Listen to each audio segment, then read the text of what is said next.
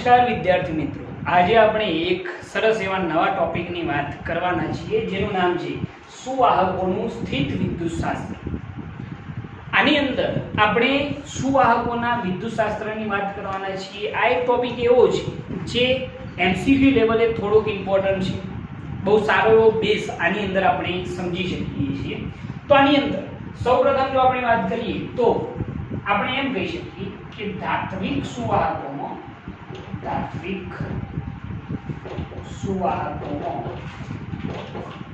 ગતિશીલ વિદ્યુતભાર વાહકો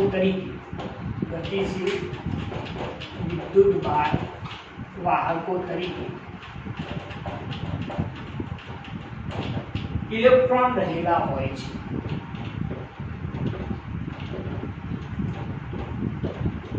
આ તમે જાણો પણ છો કે ધાતુ પદાર્થો જે સુવાહકો છે એની અંદર ગતિશીલ વિદ્યુતભાર વાહકો તરીકે કોણ રહેલા હોય છે? તો ઇલેક્ટ્રોન રહેલા હોય છે। ઇલેક્ટ્રોનના લીધે એની અંદર વિદ્યુત પ્રવાહનું વહન થતું હોય છે, એ આપણે જાણીએ છીએ। પરંતુ એ આવ્યા ક્યાંથી એ વસ્તુને આપણે થોડી બેઝિકતાથી સમજીએ તો હું એને સમજવા માટે તમને એમ કહી શકું કે સપોઝ આપણે એને થોડુંક ડ્રોઈંગ કરીને સમજવાનો પ્રયત્ન કરીએ તો હું તમને એમ કહી શકું કે કોઈ એક ધાતુ પદાર્થ આપણે વિચારીએ, કોઈ પણ ધાતુનો પરમાણુ, કોઈ પણ ધાતુ તમે વિચારી શકો છો, કોપર વિચારી શકો, એલ્યુમિનિયમ વિચારી શકો, બરોબર છે, કોઈ પણ ધાતુ તમે વિચારી શકો છો। તો આપણે જાણીએ છીએ કે કોઈ પણ પરમાણુની રચના હોય તો એની અંદર આપણને ખ્યાલ છે કે ન્યુક્લિયસની અંદર પ્રોટોન અને ન્યુટ્રોન રહેલા હોય છે અને એની બાહ્ય કક્ષામાં ઇલેક્ટ્રોન ગતિ કરતા હોય છે। આ રીતે આપણે જસ્ટ ખાલી એને સમજવા માટે વિચારીએ છીએ। ઓકે, હવે જરા જોજો, આ કોઈ પણ એક ધાતુનો પરમાણુ છે। હવે આની અંદર સૌથી બેઝિક બાબત એ છે કે અહીંયા આગળ રહેલા જે ઇલેક્ટ્રોન છે એ ઇલેક્ટ્રોન એ પ્રોટોનની સરખામણીમાં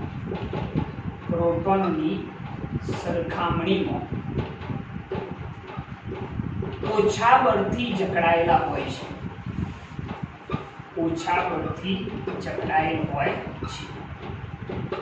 બરોબર છે। આ ટોપિક એક વખત પહેલા પણ હું તમને સમજાવી ચૂક્યો છું કે અહીંયા આગળ ઘરની અંદર જે ત્રણ સભ્યો છે એની અંદર સૌથી મજબૂતાઈથી કોઈ જોડાયેલા હોય તો એ કોણ છે? પ્રોટોન અને ન્યુટ્રોન। અને બાહ્યતમ કક્ષામાં રહેલા જે ઇલેક્ટ્રોન છે એ ઓછા બળથી જકડાયેલા છે, બરોબર છે। એટલે એમને સહેજ પણ જો ઊર્જા મળશે તો એ તરત જ કૂદીને ક્યાં જતા રહેશે? બહાર જતા રહેવાના છે। તો અહીંયા આગળ આ એક એવી ઘટના છે કે પ્રોટોન અને ન્યુટ્રોન એ બંને ઘરની અંદર ખૂબ જ સારા એવા વ્યક્તિઓ છે। પ્રોટોન જે છે એ લાગણીશીલ વ્યક્તિ છે, ન્યુટ્રોન જે છે એને તો કંઈ ખબર જ નથી પડતી, એ ઘરની અંદર, કારણ કે આપણે જાણીએ છીએ ન્યુટ્રલ છે તો એ ઘરની અંદર એમના એમ જ રહેવાના છે। પરંતુ ઇલેક્ટ્રોન જે છે એ ખૂબ જ સેન્સિટિવ છે, જો એના ઉપર તમે સહેજ પણ ગુસ્સો કરશો તો એ તરત જ ઘર છોડી શું થશે? વયો જવાનું છે, બરોબર છે। તો એના માટે આપણે એવું વિચારી શકીએ છીએ કે ઇલેક્ટ્રોન એ પ્રોટોનની સરખામણીમાં કેવા? ઓછા બળથી જકડાયેલા હોય છે। તો એના માટે જો આપણે વાત કરીએ તો અહીં ઇલેક્ટ્રોનને થોડી ઊર્જા મળતો તે પિતૃ પરમાણુમાંથી છૂટા પડી જાય છે। અહીં જે ઇલેક્ટ્રોન છે એ ઇલેક્ટ્રોનને થોડી ઊર્જા જો આપવામાં આવશે તો એનો જે આ પિતૃ પરમાણુ છે એ પિતૃ પરમાણુમાંથી શું થઈ જશે? છૂટો પડી જશે। આ છૂટા પડેલા જે ઇલેક્ટ્રોન છે, આ છૂટા પડેલ ઇલેક્ટ્રોનને શું કહેવામાં આવે છે? તો મુક્ત ઇલેક્ટ્રોન કહે છે। આ મુક્ત ઇલેક્ટ્રોન છે, આ સૌથી બેઝિક બાબત છે કે અહીંયા આગળના જે ઇલેક્ટ્રોન છે એમને બહારથી સહેજ પણ ઊર્જા મળશે તો એ પોતાના પિતૃ પરમાણુમાંથી શું થશે? છૂટા પડી જશે। અને છૂટા પડી ગયેલા જે ઇલેક્ટ્રોન છે એને શું કહેવામાં આવશે? મુક્ત ઇલેક્ટ્રોન કહેવામાં આવે છે। આ ઘટના બને છે કઈ રીતે? તમને હું ઇઝીલી સમજાવું તો એમ કહી શકું કે આ એક જ પરમાણુ છે, બરોબર છે। હવે આ જે એક જ પરમાણુ છે એને સપોઝ આપણે ભેગા કરી, આપણે સમજી લો કે કોઈ એક કોપરનો બ્લોક બનાવવો હોય અથવા તો લોખંડનો બ્લોક બનાવવો હોય તો કોઈ એક પરમાણુથી બનવાનો નથી। તમારે આવા કરોડો પરમાણુઓને શું કરવા પડશે? ભેગા કરવા પડશે. અને ભેગા એમનેમ થાય નહીં. આપણે એને કંઈક ના કંઈક શું આપવી પડશે? ઉર્જા આપવી પડશે. કંઈક ના કંઈક એના ઉપર કાર્ય કરવું પડે છે જેથી એ ભેગા થશે. જો આપણે એને કંઈક ના કંઈક ઉર્જા આપીને ભેગા કરીશું લાખો કરોડો પરમાણુઓની, તો સ્થિતિ શું બને છે જરા જોજો. એક્ઝેક્ટ વસ્તુ તમને ખ્યાલ આવી જશે. આવા કરોડો પરમાણુ ભેગા કરીએ તો એમને કંઈક ના કંઈક ઉર્જા આપવી પડે છે. એ ઉર્જાના લીધે જે આ પ્રોટોન અને ન્યુટ્રોન છે એ તો પોતાનું સ્થાન છોડવાના નથી, પરંતુ બાહ્યતમ કક્ષામાં રહેલો જે વેલેન્સ ઇલેક્ટ્રોન છે, વેલેન્સ ઇલેક્ટ્રોન પિતૃ પરમાણુમાંથી શું થશે? છૂટો પડી જશે અને એ આ ધાતુની અંદર અસ્તવ્યસ્ત ગતિ કરવા લાગશે. એક આ રીતે જુદી જુદી દિશાઓમાં ગતિ કરતા હશે, બરોબર છે. એમની દિશા કોઈ નક્કી હશે નહીં. આ રીતે આ જે ઇલેક્ટ્રોન મુક્ત ગતિ કરી રહ્યા છે એ જ ઇલેક્ટ્રોન આપણા શું છે ભાઈ? મુક્ત ઇલેક્ટ્રોન છે. હવે મગજમાં તમારે એક્ઝેક્ટ બેસવું હશે કે મુક્ત ઇલેક્ટ્રોન કોને કહેવાય છે, બરોબર છે. ખ્યાલ આવ્યાની અંદર સહેજ પણ ઉર્જા મળી તો ઇલેક્ટ્રોન પોતાના પિતૃ પરમાણુમાંથી છૂટા પડી ગયા, એ જ આપણા શું છે? મુક્ત ઇલેક્ટ્રોન, બરોબર છે. ઓકે, હવે આ જે મુક્ત ઇલેક્ટ્રોન છે એ કેવી ગતિ કરે છે? તો મુક્ત ઇલેક્ટ્રોન ધાતુની અંદર, ધાતુ એટલે કે સુવાહકની અંદર અસ્તવ્યસ્ત ગતિ કરે છે, બરોબર છે. આ જે ઇલેક્ટ્રોન છે એ જ્યારે પિતૃ પરમાણુમાંથી છૂટા પડી ગયા છે તો એ ધાતુની અંદર કેવી ગતિ કરતા હોય છે? તો અસ્તવ્યસ્ત ગતિ કરતા હોય છે. ઓકે, હવે આપણે જે આ ધાતુનો પદાર્થ બનાવેલું છે, આ જે બ્લોક બનાવેલું છે, એની અંદર મુક્ત ઇલેક્ટ્રોન કઈ રીતે અસ્તિત્વમાં આવે એ આખી એક્ઝેક્ટ મેથડ તમારા મગજમાં બેસવી જોઈએ. હવે હું એક કામ એવું કરું કે આ જે ધાતુનો બ્લોક છે, જે સુવાહક છે, એ સુવાહકને જો હું સમાન વિદ્યુત ક્ષેત્રમાં મૂકી દઉં તો સ્થિતિ શું બનશે? જરા વિચારવા જેવી બાબત છે. સમજી લો કે હું એમ કરું કે આ જે ધાતુનો બ્લોક હતો, આ જે ધાતુનો બ્લોક છે, બરોબર છે, એને હું સમાન વિદ્યુત ક્ષેત્રની અંદર મૂકી દઉં એક આ રીતે.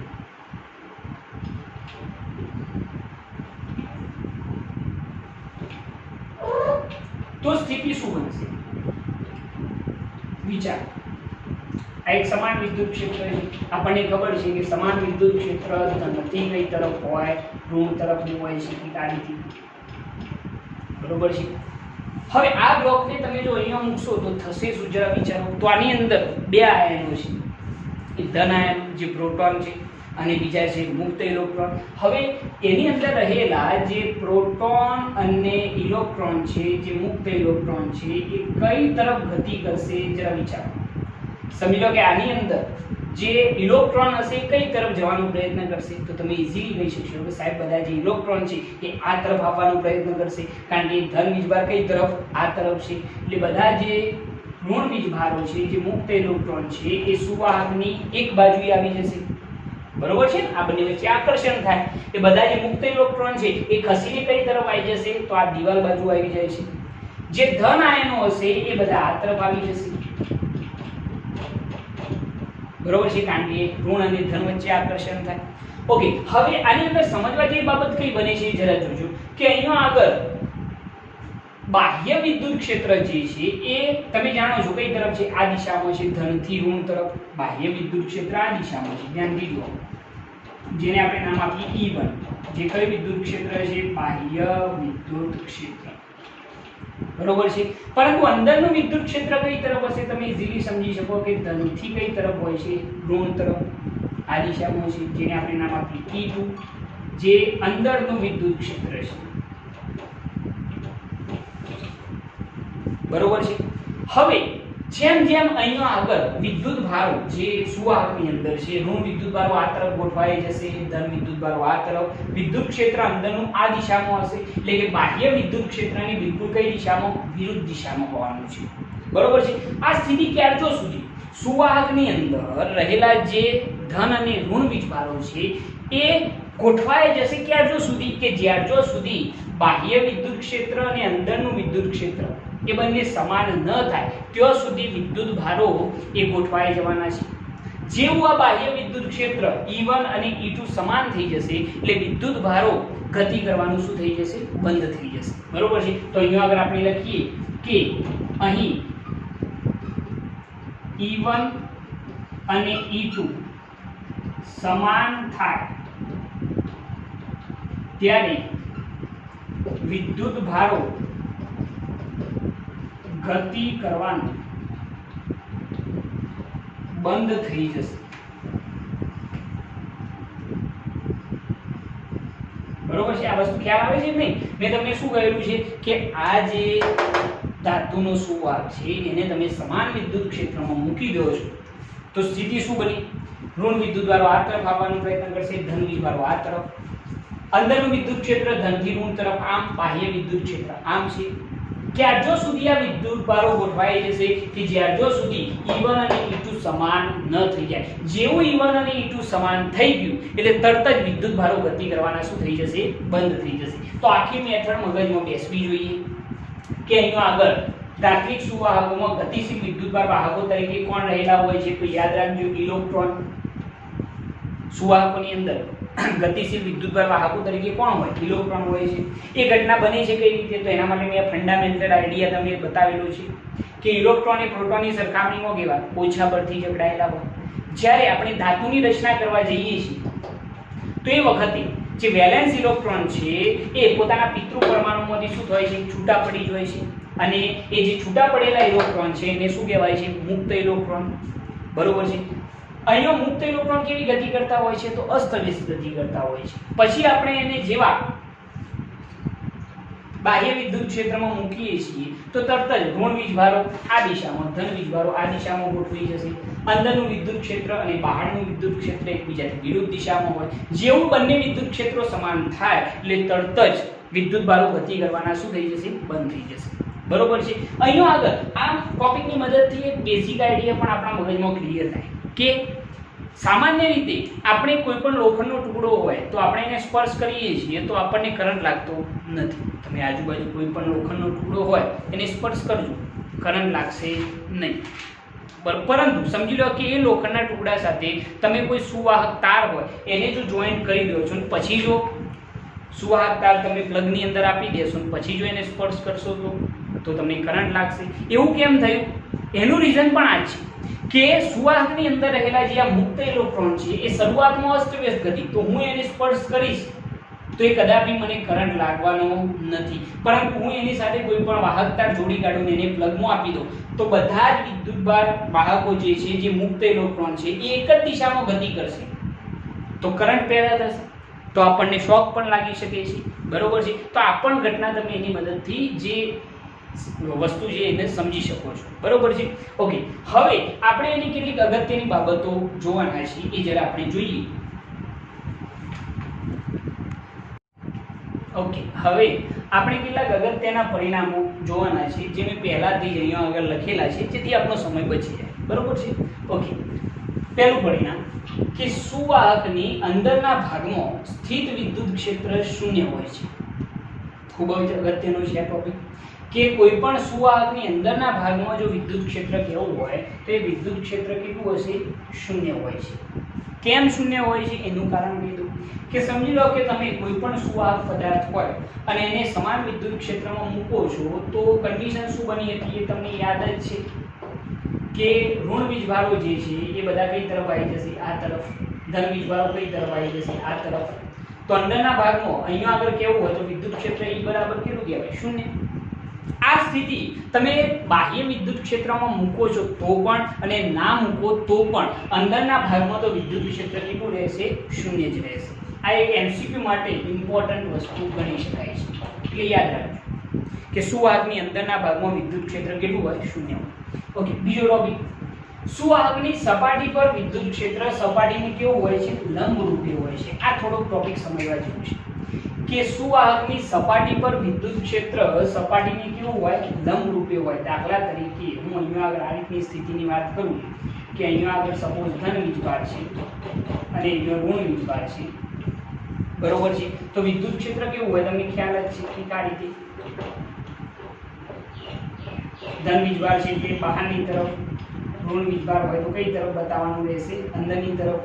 યાદ રાખજો કે આ સપાટી અથવા તો સુવાહકની અંદર સિગ્મા ગ્રેટર ધેન 0 એટલે કે પૃષ્ઠ ઘનતા 0 કરતા મોટી હોય તો વિદ્યુત ક્ષેત્ર કઈ તરફ? બહારની તરફ રહેશે. અને જો સિગ્મા લેસ ધેન 0 હોય તો અંદરની તરફ હશે વિદ્યુત ક્ષેત્ર. ઓકે, હવે વિદ્યુત ક્ષેત્ર એ હંમેશા આ જે સુવાહક છે એની સપાટીને કેવું હોય છે? લંબરૂપે જ હોય છે. બરોબર, એનું રીઝન પણ હું તમને બતાવી શકું છું. આ તમારે સીધું યાદ રાખવું હોય તો પણ રાખી શકો કે સુવાહકની સપાટી પર વિદ્યુત ક્ષેત્ર એ સપાટીને કેવું હોય? લંબરૂપે જ હોય. બરોબર છે. અને એના માટે વિચારવું હોય તો તમે ઈઝીલી કહી શકો કે આ વિદ્યુત ક્ષેત્રના તમે કેટલા ઘટકો? બે ઘટકો વિચારી શકો આ રીતે. એક હોય છે સ્પર્શીય ઘટક અને બીજો હોય છે લંબ ઘટક. આ ઘટક કેવો હોય તો તમે e cos θ કહી શકો, આને કહી શકો e sin θ. અહીંયા આગળ આપણે યાદ એ રાખવાનું છે કે આ જે સ્પર્શીય ઘટક છે એ કદાપી હાજર હશે નહીં. સ્પર્શીય ઘટક જે છે એ કદાપી વિદ્યુત ક્ષેત્રનો સ્પર્શીય ઘટક હાજર હશે નહીં, જેના લીધે આપણે એમ કહી શકીએ કે વિદ્યુત ક્ષેત્ર જે છે એ હંમેશા સપાટીને કેવું હોય છે? લંબરૂપે હોય છે. બરોબર, એટલું તમે યાદ રાખી શકો. એ પણ એમસીક્યુ રૂપે પૂછી શકાય. ઓકે, એના પછી ત્રીજા ટોપિકની વાત કે સ્થાયી સ્થિતિમાં અંદરના ભાગમાં વિદ્યુતભાર હોઈ શકે નહીં. કેમ ના હોઈ શકે ભાઈ? તો એ પણ આપણે સમજાવી દઈએ કે સ્થાયી સ્થિતિમાં અંદરના ભાગમાં, સુવાહકની અંદરના ભાગમાં કોઈ વિદ્યુતભાર હાજર હશે નહીં. એવું કેમ? મેં તમને આ વસ્તુ સમજાવી છે. આ આપણો સુવાહક પદાર્થ હતો. મેં તમને સમજાવ્યું કે અંદરના ભાગમાં વિદ્યુત ક્ષેત્ર કેટલું હોય તો તમને યાદ છે. અંદરના ભાગમાં વિદ્યુત ક્ષેત્ર કેવું હોય તો કેટલું હોય? 0. તો વિદ્યુતભાર પણ નહીં હોય. વિદ્યુતભાર હોય તો વિદ્યુત ક્ષેત્ર હોય. પરંતુ એને સાબિત કરવા માટે જરા જોજો હું કઈ રીતે સમજાવી શકું. તમને ખ્યાલ છે કે ફ્લક્સ ફાઈ બરાબર આપણે શું લખતા હતા? E સદિશ ઇન્ટુ S સદિશ. યાદ જ હશે. તો ફ્લક્સ ફાઈ બરાબર શું થાય? E into S cos θ. પરંતુ તમને ખબર છે અંદરના ભાગમાં વિદ્યુત ક્ષેત્ર કેટલું? 0. તો ફ્લક્સ ફાઈ બરાબર કેટલું થઈ જાય? 0. ફ્લક્સ હશે નહીં. જો ફ્લક્સ ના હોય તો ગાઉસીસ લો પરથી જો આપણે કેવું હોય, ગાઉસના નિયમ પરથી, તો ફ્લક્સ ફાઈ બરાબર શું? q / epsilon naught. તો ફ્લક્સ ફાઈ બરાબર 0 હોય, આ 0 લખો તો એપ્સિલોન નોટ બરાબર ની આ બાજુ આવે તો પણ 0. તો વિદ્યુતભાર q બરાબર કેટલો થઈ ગયો? 0. બરોબર છે. જો વિદ્યુત ક્ષેત્ર 0 હોય તો એની અંદર કોઈ વિદ્યુતભાર હશે નહીં. આ વસ્તુ તમારે આના પછી લખવાની રહેશે. બરાબર, આ લખી કાઢજો તમે એટલે તમને એક્ઝેક્ટ ખ્યાલ આવશે કે સ્થાયી સ્થિતિમાં અંદરના ભાગમાં કોઈ વિદ્યુતભાર હોઈ શકે નહીં. અહીંયા અંદર કોઈ વિદ્યુતભાર હશે નહીં. મેં આ વસ્તુ સમજાવી છે. ફરીથી એક વખત જોજો કે અંદરના ભાગમાં જો વિદ્યુત ક્ષેત્ર 0 હોય તો ફ્લક્સ ફાઈ બરાબર E * S cos θ. વિદ્યુત ક્ષેત્ર 0 છે અંદરના ભાગમાં તો ફ્લક્સ પણ કેટલું થાય? 0. ગાઉસના નિયમ પરથી ફ્લક્સ ફાઈ બરાબર q / એપ્સિલોન નોટ. જો આ 0 લખીએ તો વિદ્યુતભાર q બરાબર પણ કેટલો થઈ જાય? 0 થઈ જાય. એટલે કે આની અંદરના ભાગમાં કોઈ વિદ્યુતભાર હશે નહીં. આના પછી તમે આ ટોપિક લખી કાઢજો. બરોબર છે? ઓકે. એના પછી સુવાહકના સમગ્ર કદમાં વિદ્યુત સ્થિતિમાન કેવું હોય? અચળ જ હોય. અંદરના ભાગમાં સ્થિતિમાન સપાટી પરના મૂલ્ય જેટલું જ હોય છે. ઓકે, એવું કેમ? એનું કારણ પણ તમને કહીશું કે આપણને ખ્યાલ છે કે આ જે સુવાહક પદાર્થ છે એના વિદ્યુત ક્ષેત્રનો કોઈ સ્પર્શીય ઘટક આપણને મળવાનો નથી. એટલે વિદ્યુત ક્ષેત્ર સપાટીને કેવું હોવાનું છે? તો લંબરૂપે જ હોવાનું છે. બે વસ્તુ સમજાવી છે. હવે એ કન્ડિશનની અંદર જો હું તમને એમ કહું કે અહીંયા આગળના ઋણ વીજભારને સપાટી પર ગણીએ કદાચ, તો આ ઋણ વીજભારને અહીંયાથી અહીંયા ગતિ કરાવી હોય તો મારે કોઈ પણ જાતનું કાર્ય કરવું પડશે નહીં. જો કાર્ય કરવું નહીં પડે તો સ્થિતિમાન પણ અચળ જ રહેશે. સ્થિતિમાન ચેન્જ થશે નહીં. અંદરના ભાગમાં પણ કોઈ વિદ્યુતભારને જો વિદ્યુત ક્ષેત્ર છે જ નહીં, વિદ્યુત ક્ષેત્ર ના હોય એટલે એના ઉપર બળ લાગવાનું નથી. જો અંદરના ભાગમાં પણ કોઈ વિદ્યુતભારને ગતિ કરાવવી હોય તો એના માટે મારે કાર્ય કરવું પડશે નહીં. એટલે અંદરના ભાગમાં પણ સ્થિતિમાન કેવું રહેશે? અચળ રહેશે. ઓલ ઓવર હું એમ કહી શકું કે સુવાહકના સમગ્ર કદમાં વિદ્યુત સ્થિતિમાન કેવું હોય? અચળ હોય છે.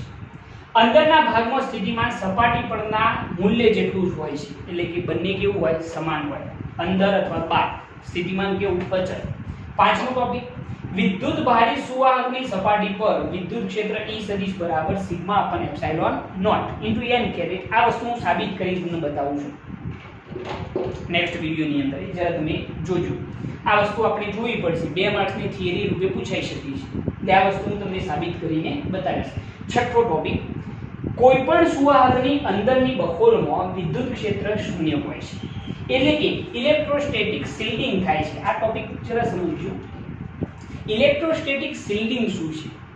તો એના માટે હું તમને એક આઈડિયા એવો આપી શકું કે દાખલા તરીકે આ એક સાયન્ટિફિક રીઝન છે કે સમજી લો કે તમે ગાડીની અંદર બેઠા છો, બરોબર છે, અને તમારા દરવાજા, ગાડીના દરવાજા બંધ છે, કાચ ચડાવેલા છે, અને કદાચ જો વીજળી આપણી ગાડી ઉપર પડે છે તો આપણને કશું પણ થશે નહીં, કારણ કે આપણી ગાડીનું ઇલેક્ટ્રોસ્ટેટિક શિલ્ડિંગ થયેલું છે, બરોબર છે. એટલે કે આપણે એક બખોલની અંદર છીએ, તો બખોલની અંદર કોઈ પણ જાતનું વિદ્યુત ક્ષેત્ર હશે નહીં. દાખલા તરીકે હું અહીંયા આગળ આ જે સ્થિતિ બતાવેલી છે એ જરા જોજો.